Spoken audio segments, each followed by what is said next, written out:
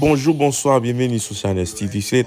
Jodi à nous retournons encore pour nous aller saccager votre lan. Jodi à nous pral entraîner, nous pral souhaiter avec. M'a parler en pile, n'a tout commencé. M'a tout dit mettre ton bouteille de l'eau bokoto. Juste suivre moi ça m'bral faire pour nous commencer n'a juste nous allons détirer, nous allons faire quelques échauffements pendant 2-3 minutes. Exercice jodi va durer en 10 à 12 minutes. M'espérer ou enjoy et puis pas oublier à abonner. Juste suivre moi et puis nous allons commencer le travail.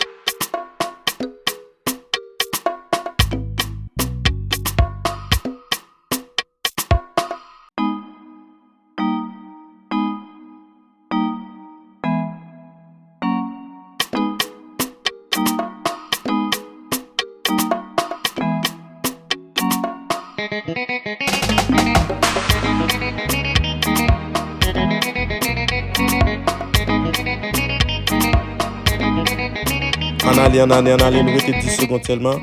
En allez. 6, 5, 4, 3, 2, 1, 0. On là, on a quelques secondes de pause, à chercher un capette, à chercher un bagage pour nous retourner, pour nous mettre à terre, pour nous entraîner abdominaux. Chercher un bagage mettre à terre pendant qu'on prend un repos. Prends une bouteille de l'eau, bois de l'eau, et puis chercher un bagage pour nous mettre à terre, pour nous faire exercice pour le faire avec moi. Allez, ok? Nous gagnons environ 30 secondes de pause.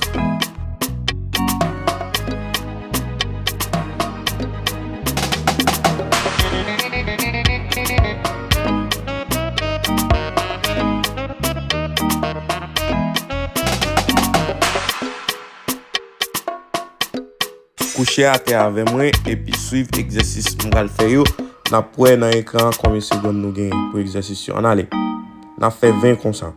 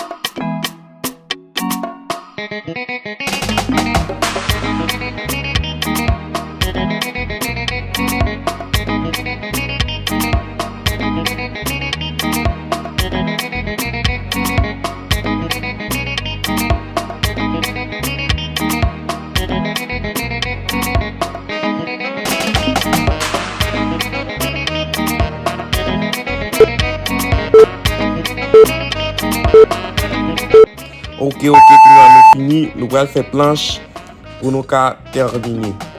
Regardez comment on a fait planche là. Nous allons faire planche là pendant 20 à 30 secondes. Si vous pas camper droite, on va juste mettre pied comme ça, on va prêter à genoux comme ça et puis juste à devant. Si vous pas mettre pied en l'air. Ok? Et puis si vous fort, sur intermédiaire, on va juste lever comme ça. Ok? On allait.